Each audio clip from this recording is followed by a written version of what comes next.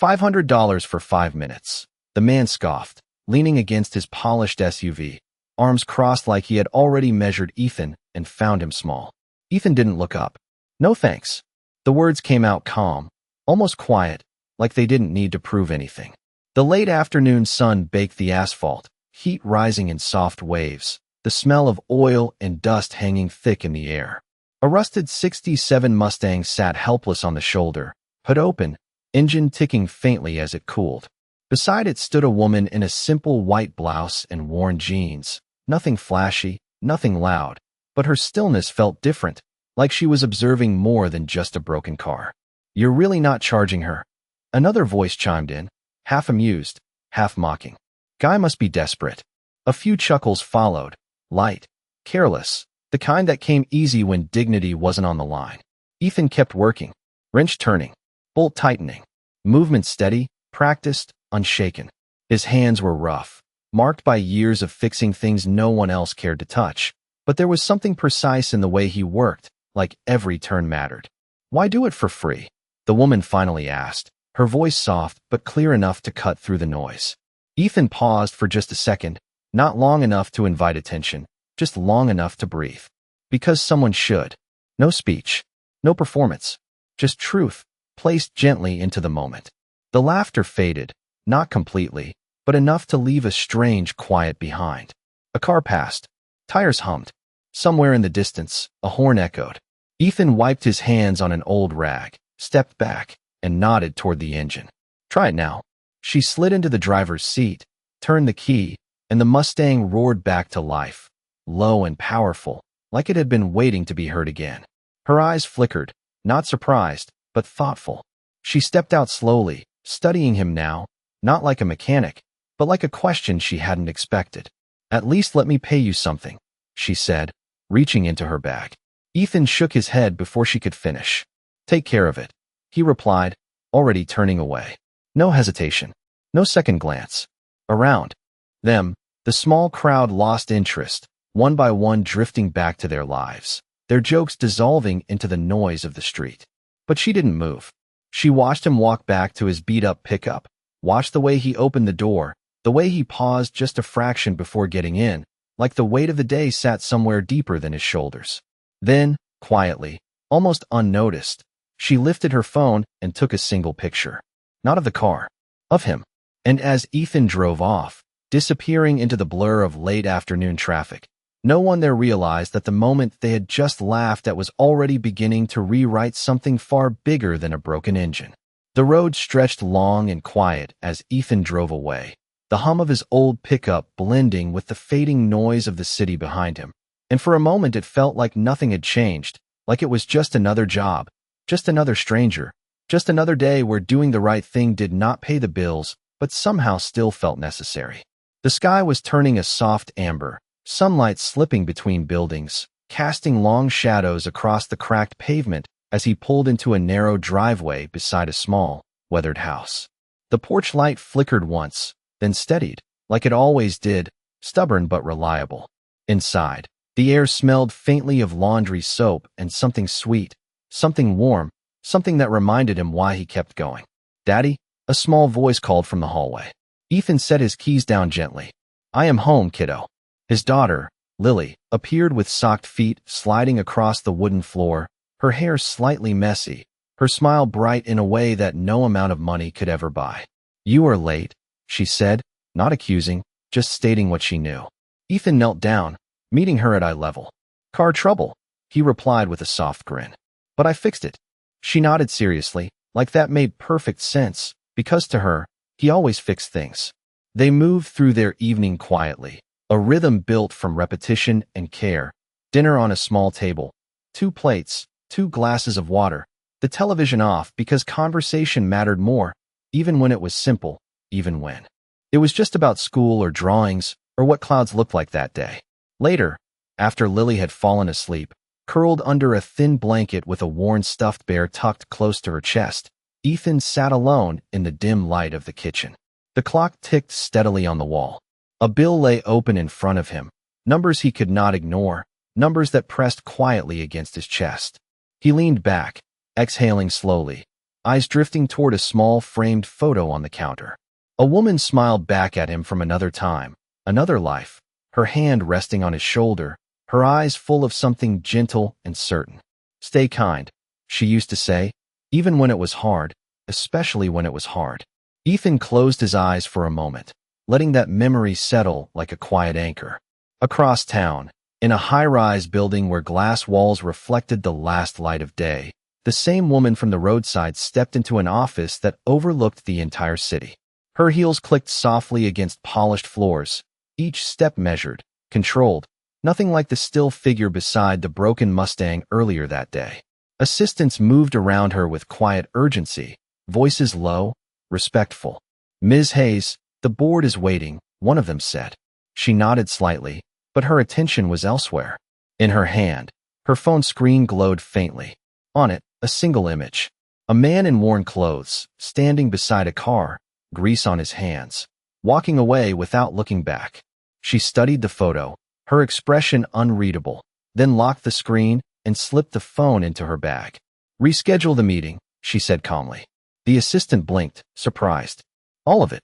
She paused for just a second, then nodded. "Yes." The city outside buzzed with life, unaware of the quiet decision that had just been made, a decision that did not come from power or money, but from something far less visible and far more rare, and somewhere deep within that silence.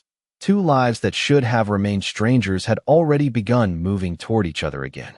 "You ever notice," Ethan muttered softly to himself the next morning, tightening a loose bolt under the hood of a customer's sedan, "how the ones with the least always give the most."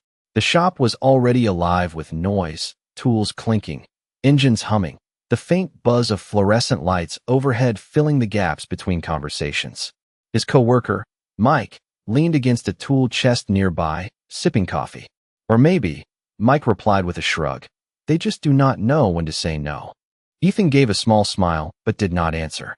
Outside, the sun climbed steadily, casting sharp lines of light through the open garage door, dust particles drifting lazily in the air, like time itself had slowed down just enough to be noticed. Hours passed the way they always did, one car after another, one problem after another, nothing glamorous, nothing easy, just steady work that kept the lights on and the fridge barely full. Around noon, Ethan wiped his hands on a rag and reached for his lunch, a simple sandwich wrapped in wax paper, when the sound of tires crunching slowly against gravel pulled his attention toward the entrance. A sleek black sedan rolled to a stop just outside the bay, quiet, expensive, out of place. Mike raised an eyebrow. "You expecting company?" Ethan shook his head slightly. "Not unless they are lost." The driver's side door opened, and a man in a tailored suit stepped out, posture straight, expression neutral, the kind of presence that did not need to speak loudly to be heard. He glanced around the shop, then walked in with measured steps. "Ethan Cole?" he asked. Ethan stood, setting his lunch aside. "That is me." The man nodded once, pulling a small envelope from inside his jacket. "You are requested at Hayes Automotive Group headquarters. Tomorrow, 9 o'clock sharp." Ethan frowned slightly, confusion flickering across his face. "Requested?" The man extended the envelope without explanation. "All the details are inside." Mike let out a low whistle under his breath. "Headquarters? That is uptown. That is not small stuff." Ethan took the envelope slowly, the paper thick, expensive, nothing like the bills stacked on his kitchen table. "What is this about?" he asked, looking back at the man. But the man simply adjusted his cuff and gave a polite nod. "They will explain when you arrive." Then, just like that, he turned and walked out, the black sedan pulling away as quietly as it had arrived, leaving behind a silence that felt heavier than before. Mike stepped closer, eyes wide with curiosity. "Man, what did you do?" Ethan stared down at the envelope for a long second before answering. "I fixed a car." The words sounded simple, almost meaningless, but something in the air had shifted, something neither of them could quite name.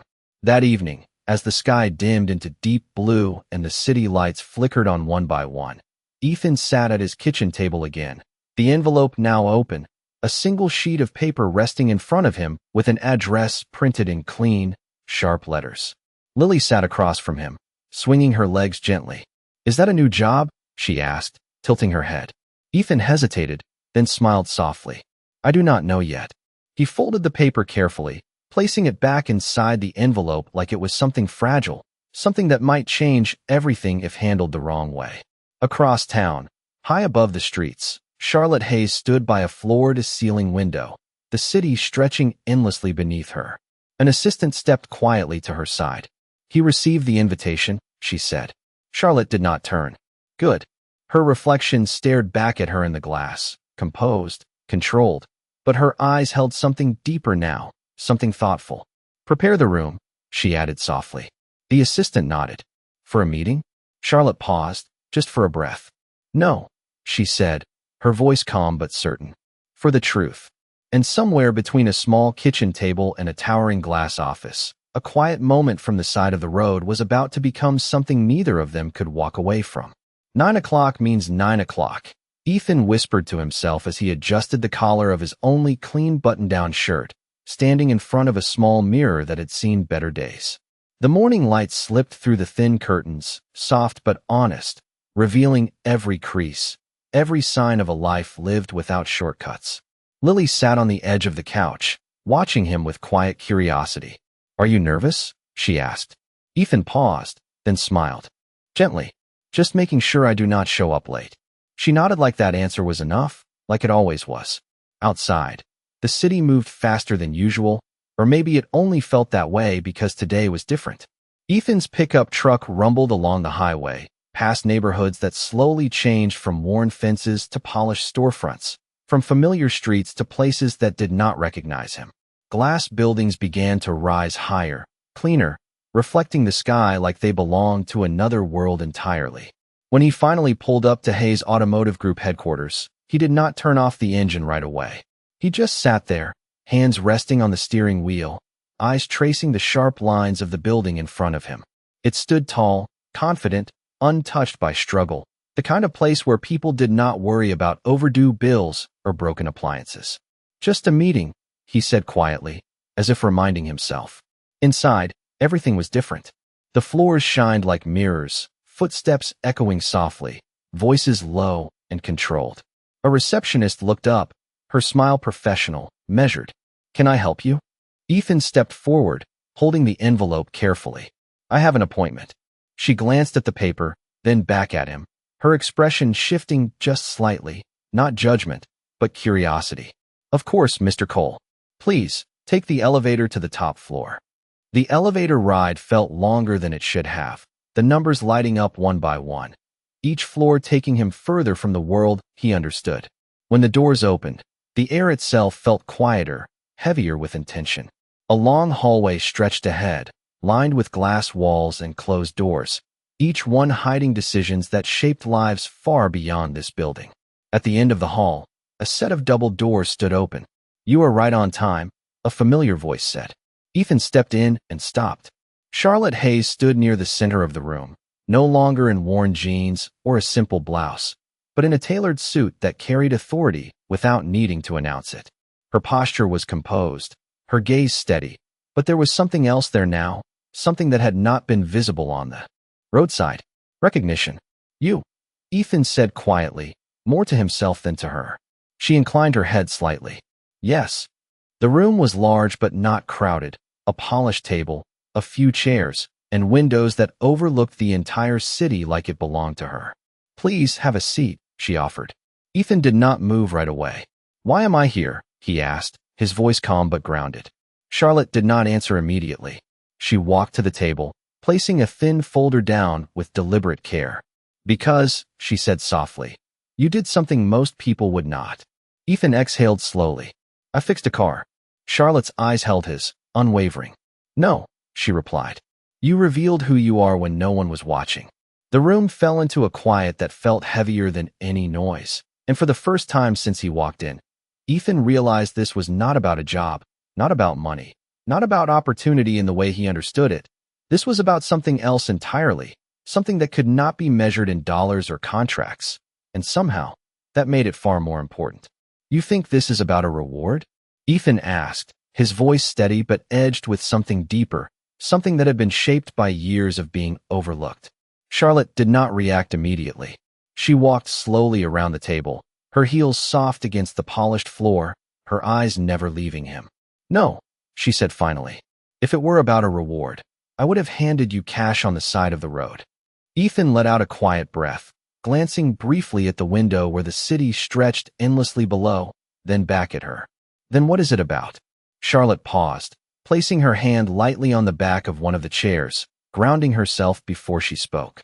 It is about trust, she said. The word hung in the air, simple but heavy. Ethan frowned slightly. You do not know me. I know enough, she replied. I know you were offered money and turned it down. I know you were mocked and did not respond. I know you helped someone who could give you nothing in return. She stepped closer, not imposing, just present. That tells me more than a resume ever could. Ethan shook his head slowly. You saw one moment. Charlotte's expression softened, just a fraction. No, she said. I saw a choice. Silence settled between them again, not uncomfortable, but thoughtful, like both of them were measuring something that could not be rushed. Ethan looked down at the folder on the table, but did not touch it. And what does that choice get me? He asked quietly. Charlotte slid the folder toward him, her movements calm, deliberate. Open it. Ethan hesitated for a second, then reached forward, flipping it open.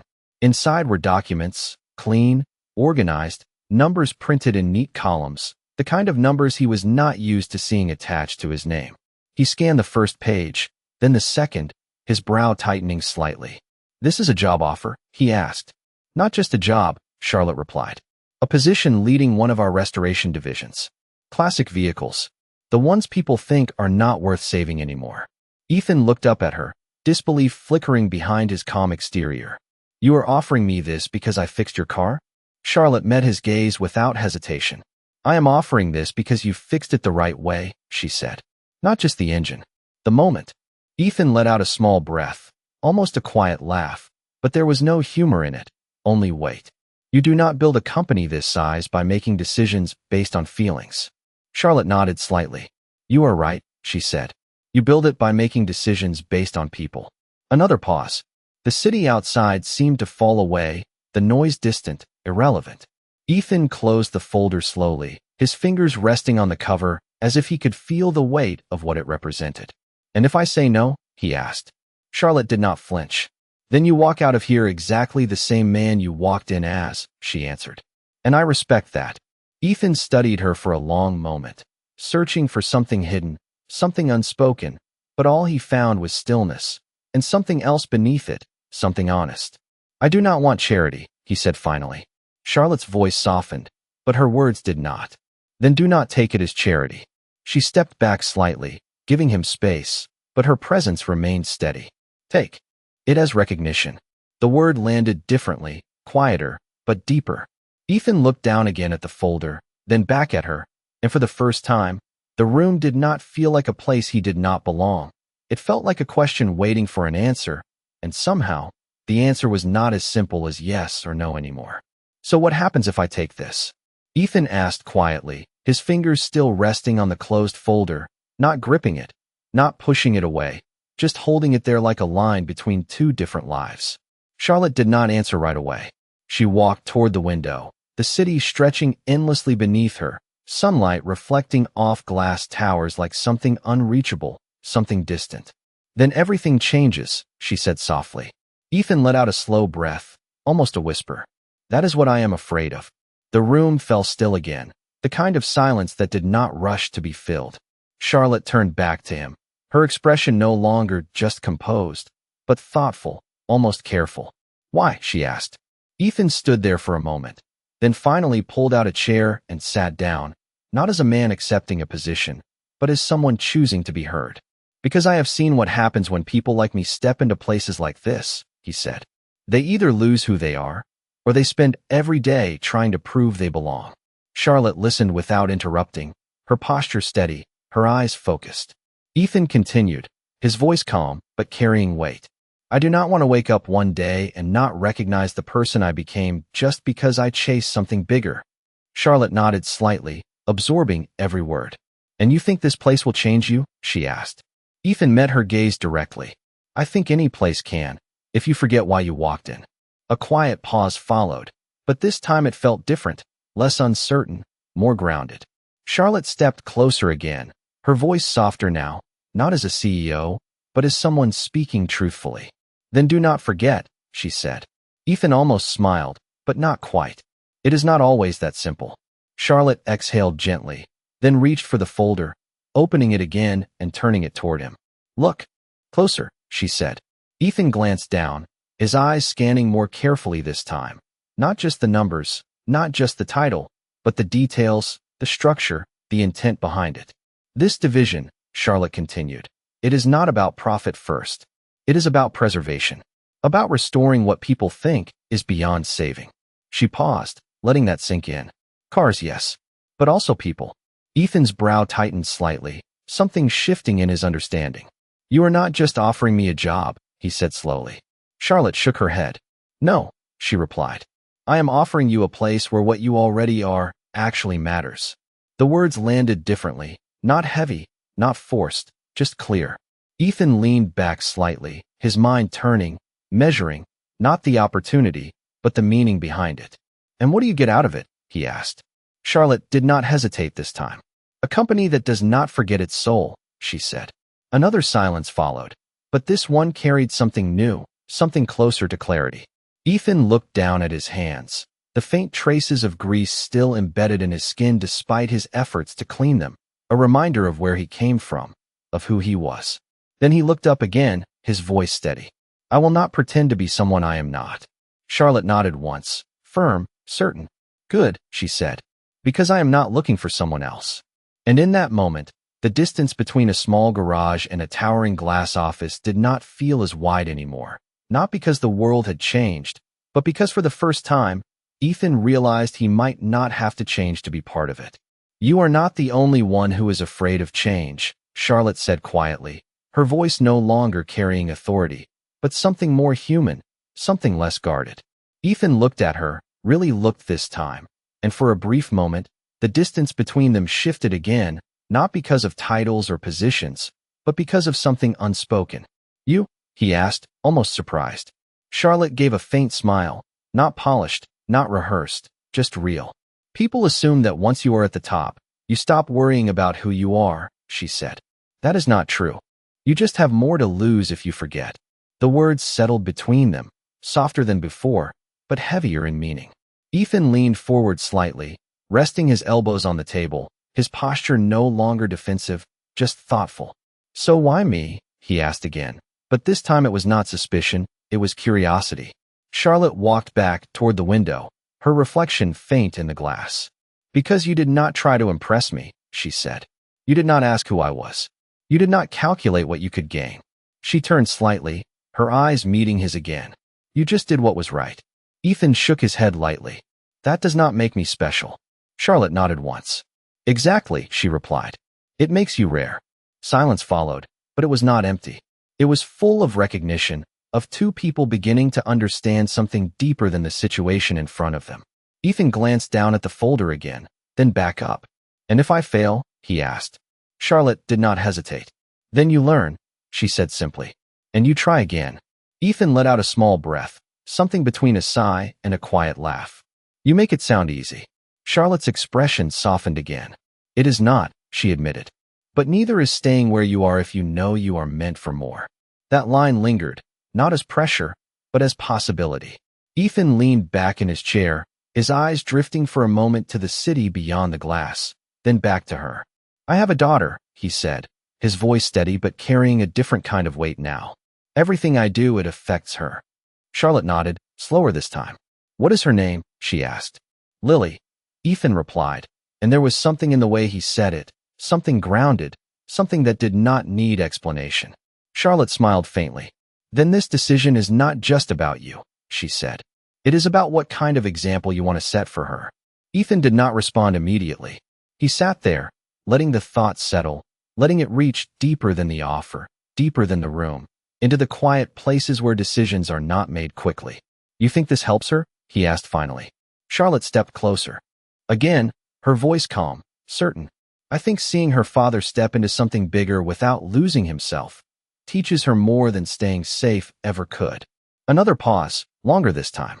Ethan looked down at his hands again, then slowly closed the folder, but this time it was not avoidance, it was consideration. I need time, he said. Charlotte nodded without hesitation. Take it, she replied. But do not take too long deciding who you are. Ethan stood up, the chair sliding back softly behind him. He did not reach for the folder again, not yet. He just looked at her, steady, grounded. I already know who I am, he said quietly. Charlotte held his gaze, something like respect settling in her expression. Good, she said. Then the rest is just direction. And as Ethan turned to walk toward the door, the room did not feel like a place he was leaving. It felt like a moment that was following him, waiting, patient, knowing that whatever choice he made next would not just change his life, it would reveal it. The elevator doors closed behind Ethan with a soft chime, sealing in the quiet weight of everything that had just happened, and for a moment he stood there alone, staring at his reflection in the polished metal walls, not as a man who had been offered something extraordinary, but as a man trying to understand what it meant to deserve it. The numbers above the door ticked down slowly, each floor bringing him closer to the life he knew, but something inside him did not feel the same anymore. Do not forget who you are, he murmured under his breath, the words steady, almost like a promise. When he stepped out into the lobby, the world moved as usual, people passing by, conversations blending into a low hum, but Ethan felt slightly out of place, like he had seen something he could not unsee. Outside, the air felt different, cooler, clearer, and he took a slow breath before walking toward his truck, his footsteps measured, thoughtful. The drive home was quieter than before, not because the road had changed, but because his mind had.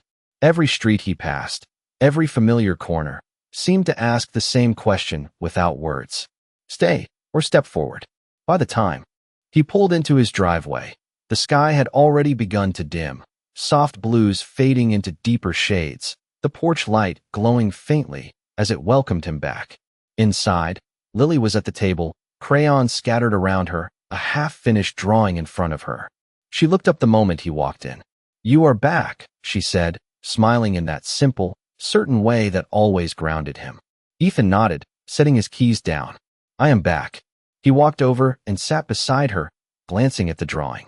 It was a car, bright and colorful, with exaggerated wheels and a sky that looked more like a dream than reality. That is a good one, he said softly. Lily tilted her head. It is not done yet. Ethan smiled faintly. The best things usually are not. She paused, then looked at him more carefully. Did something happen today? She asked, her voice curious but gentle. Ethan hesitated, not because he did not want to answer, but because he was still finding the words. Someone offered me a new job, he said finally. Lily's eyes widened slightly. A better one. Ethan let out a small breath.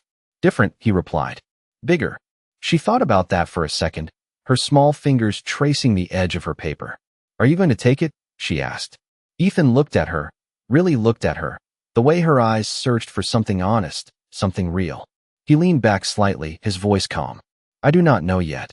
Lily nodded slowly, accepting that answer in the way children often do, without pressure, without expectation. Then she said something that made him pause. Will it make you happy? Ethan blinked, caught off guard by the simplicity of the question. He looked down at his hands, then back at her. I think that depends, he said. On what? She asked. Ethan smiled softly, a little more certain now. On whether I remember why I started. Lily did not fully understand, but she smiled anyway, because she trusted him. Across town, in a quiet office high above the city, Charlotte stood alone again, the lights dimmed, the building nearly empty. She held her phone in her hand, the same image still there, the same man walking away without looking back. You walked away once, she said softly to herself. Let us see if you walk towards something this time. She set the phone down and turned off the light, the room falling into darkness, but the decision she had set in motion was already moving forward, steady and certain, just like the man she had chosen, and somewhere between a small house filled with quiet love and a tower built on ambition. The next step was waiting, not to be forced, not to be rushed, but to be chosen. The night settled gently over the house, wrapping everything in a quiet that felt both comforting and heavy, and Ethan sat alone at the kitchen table long after Lily had gone to sleep, the small lamp casting a warm circle of light over the same envelope, now opened again, the same decision still waiting. He traced the edge of the paper slowly, not reading the words this time, but feeling the weight behind them. Different, he whispered, recalling what he had told Lily. but the word did not feel big enough anymore. It was not just different. It was a shift, a line that once crossed could not be uncrossed. He leaned back in his chair, eyes drifting toward the window where the dark sky stretched endlessly. And for a moment, memories rose quietly, uninvited but not unwelcome. A younger version of himself, standing in a smaller garage, full of ambition, full of plans that never quite made it past reality. The sound of laughter that used to fill the house, a voice that once told him to keep going, even when it felt pointless. Stay kind, she had said. Not stay successful. Not stay ahead. Just kind. Ethan closed his eyes briefly, letting that settle again, deeper this time. The next morning came early, as it always did, with the soft sound of footsteps and the smell of coffee brewing. Lily sat at the table, swinging her legs again, her drawing now finished, colors filling every inch of the page. You are thinking a lot, she said simply. Ethan smiled faintly, pouring coffee into a chipped mug. Sometimes thinking is part of fixing things, he replied. She nodded like that made perfect sense, then slid the drawing toward him. This is your new shop, she said. Ethan looked down. The car was still there, but now it was. Surrounded by tall buildings, bright windows, and something that looked like a sunrise behind it. He studied it for a moment, something quiet shifting inside him again. That is a big place, he said softly. Lily grinned. Because you can do big things. The words were simple, almost childlike, but they landed with more clarity than anything else he had heard. Later that day, back at the garage, the familiar rhythm returned, tools, engines, voices, but something underneath it all felt different. Mike leaned over as Ethan worked on a brake line. You ever going to tell me what that was about yesterday? He asked. Ethan tightened the bolt, then straightened up slowly. An offer, he said. Mike raised an eyebrow. And? Ethan wiped his hands on a rag, his movements steady. I have not decided. Mike let out a low laugh. Man, if someone from a place like that calls me, I am not thinking twice. Ethan glanced at him, not judging, just understanding. Yeah, he said quietly. That is the difference. The afternoon passed, but the question did not leave him. It followed him through every task, every quiet moment, not pushing, not forcing, just waiting. By the time the sun began to lower again, casting long shadows across the garage floor, Ethan stood still for a moment, looking around at the place that had carried him through so much. It was not perfect. It was not easy, but it was honest. And then, without rush, without hesitation, he reached into his pocket and pulled out his phone.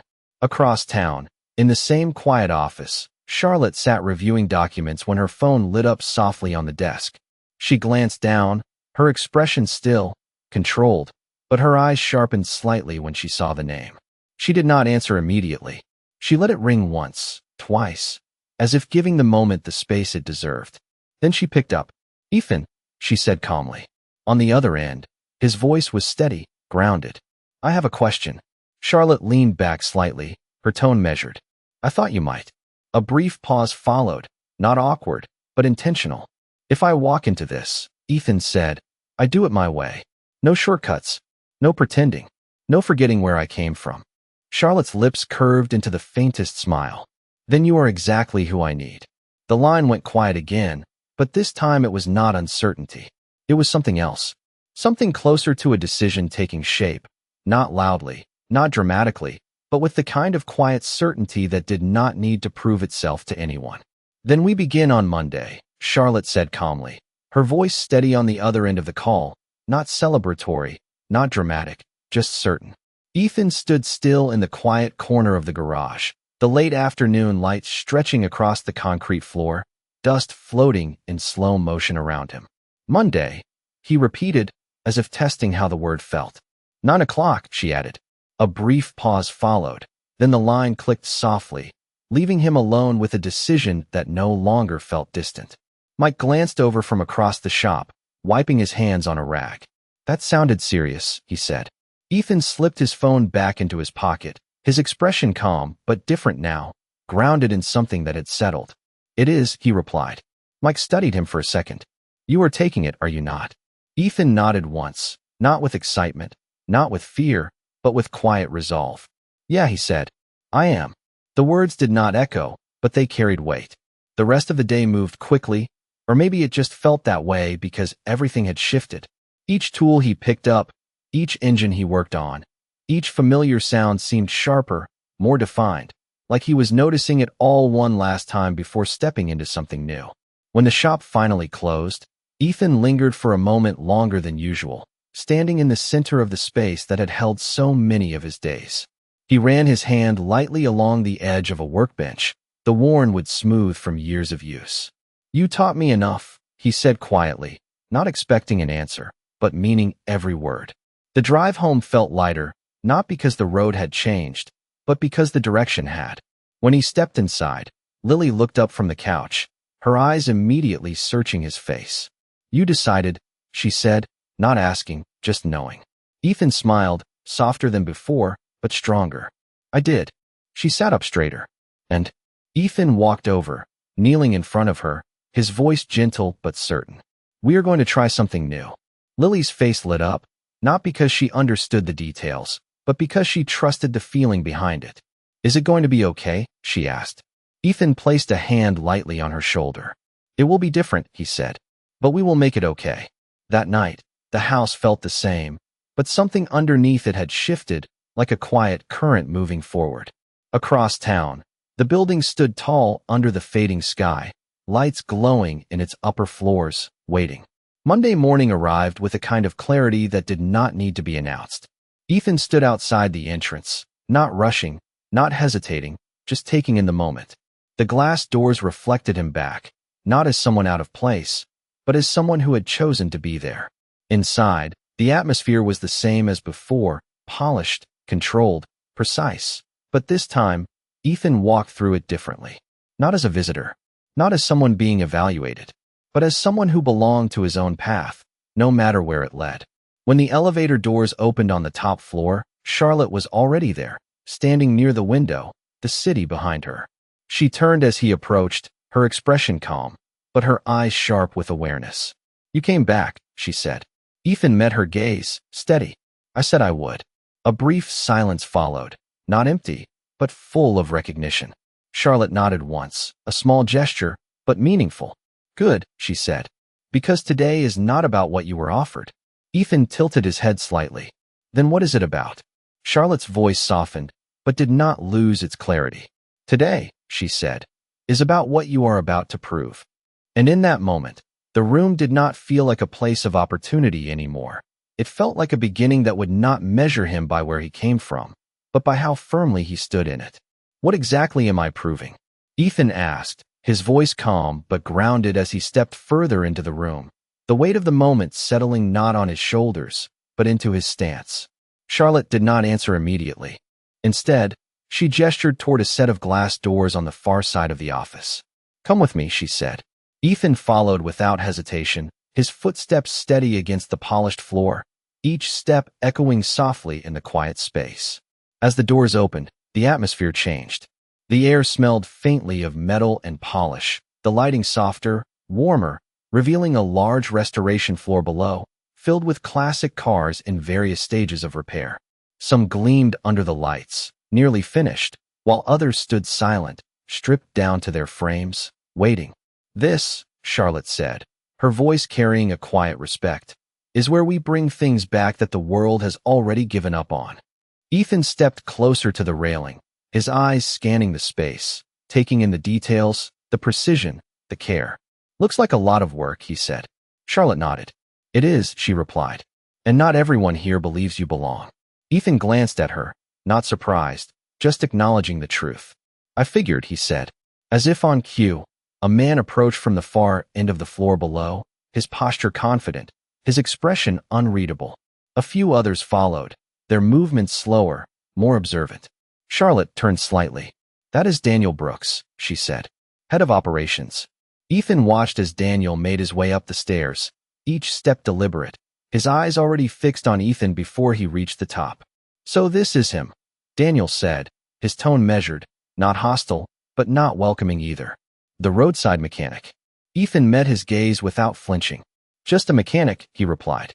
A few quiet murmurs moved through the small group behind Daniel, not loud, but enough to be noticed. Daniel crossed his arms slightly. "You understand this is not a small shop," he said. "This is not about fixing whatever rolls in." Ethan nodded once. I understand. Daniel tilted his head slightly, studying him.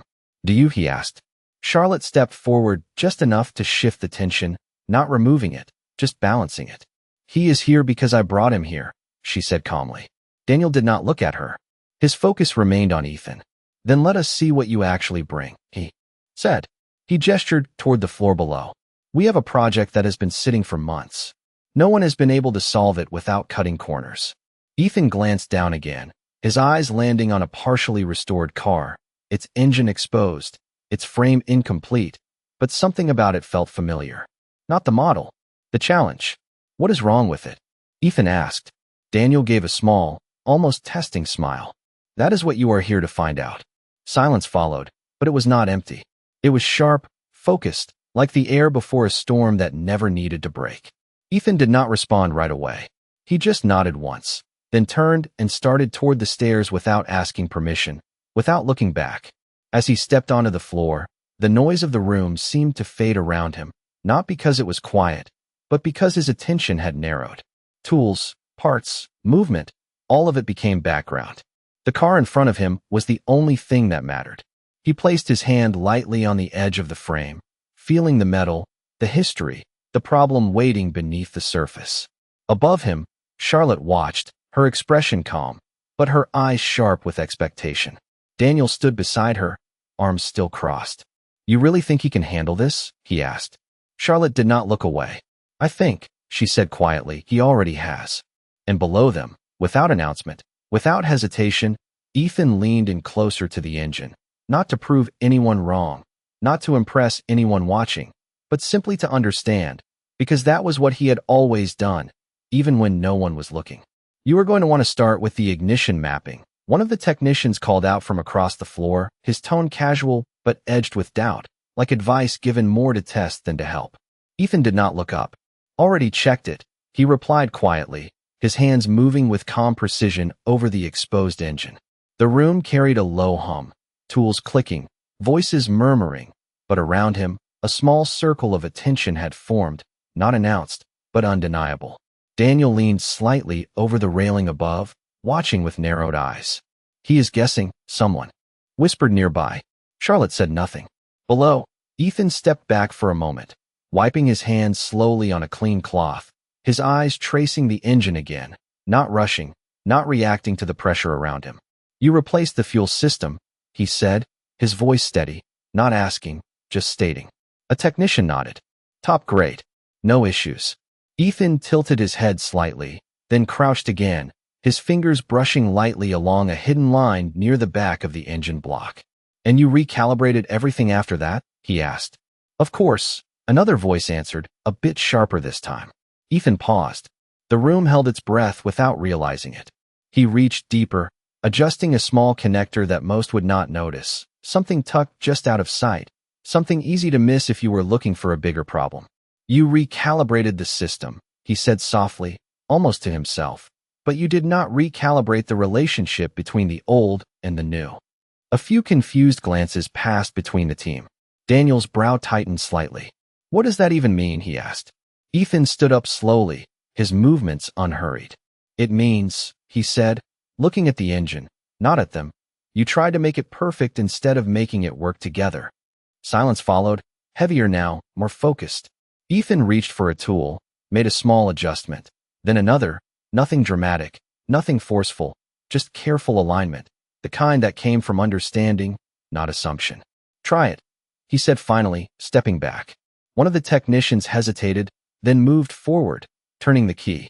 For a split second, nothing happened. Then the engine came alive. Not with a loud roar, not with a dramatic surge, but with a smooth, steady hum that filled the space with quiet confidence. The difference was subtle, but undeniable. Conversation stopped. Tools paused midair. Even the distant noise of the shop seemed to pull back, as if the room itself was listening. Above, Daniel straightened slightly, his arms no longer crossed as tightly. Charlotte remained still, her eyes fixed on Ethan, not surprised, but certain. Down below, the technician stepped back, his expression shifting. From doubt to something closer to respect. That is it, he said, almost under his breath. Ethan nodded once, already wiping his hands again, already stepping away like the moment did not belong to him. But it did. The silence that followed was not empty. It was full of recognition, of recalibration, not just of a machine, but of perception. Daniel exhaled slowly, his voice quieter now, less guarded. "How did you see that?" he asked. Ethan glanced up briefly, his answer simple. "I listened," he said. And for the first time since he had walked into the building, no one laughed, no one questioned, no one doubted.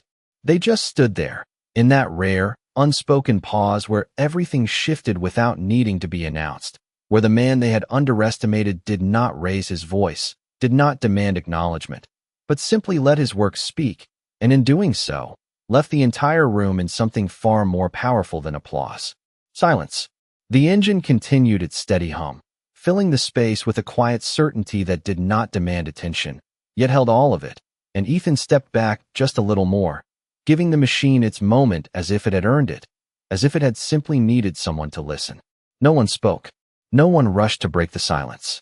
Even Daniel, who had stood firm just minutes before, now looked at the car with a different kind of focus, not as a problem that had resisted him, but as something he had misunderstood. "We overcomplicated it," one technician admitted softly. Ethan shook his head once, not correcting, not agreeing, just offering perspective. "You tried to control it," he said. "It just needed to be understood." The words settled gently, but deeply, like something everyone in the room recognized but had not put into language before. Above, Charlotte finally moved, stepping away from the railing and making her way down the stairs, her presence quiet but unmistakable. Each step echoed softly, but no one turned immediately, as if they already knew she was there, as if the moment belonged to something bigger than any one person. When she reached the floor, she did not speak right away. She simply stood beside Ethan, her gaze resting on the car, then shifting to him. "You did not fix it," she said softly. Ethan glanced at her, a slight confusion crossing his expression. "I adjusted it," he replied. Charlotte nodded, her eyes thoughtful. "Exactly." Another pause followed, but this one felt complete, like something had just been proven without needing to be declared. Daniel stepped forward slowly, his posture no longer guarded, his voice measured, but different. "I owe you an apology," he said. Ethan looked at him, calm as ever. "You do not," he answered. Daniel exhaled lightly. "Maybe not," he admitted.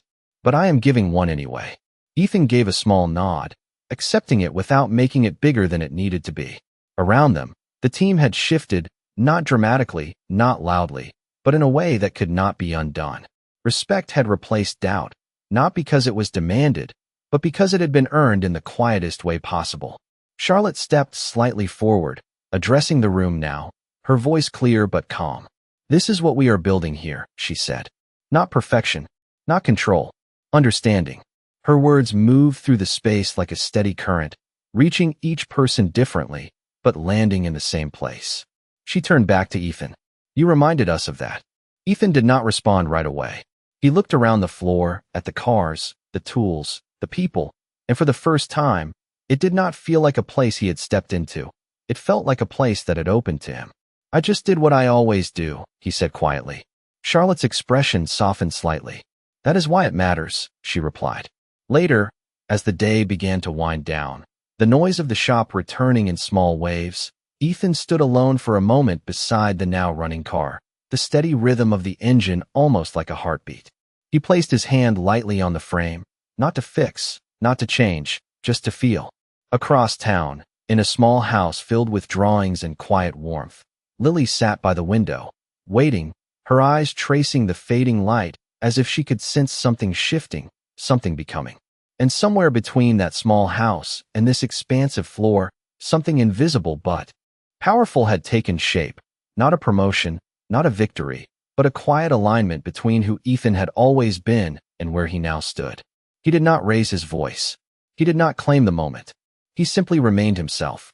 And in a world that often demanded more noise, more force, more proof, that was the thing that changed everything. The kind of strength that did not need to be seen to be felt, the kind that left a room not louder, not brighter, but still, fully, undeniably silent.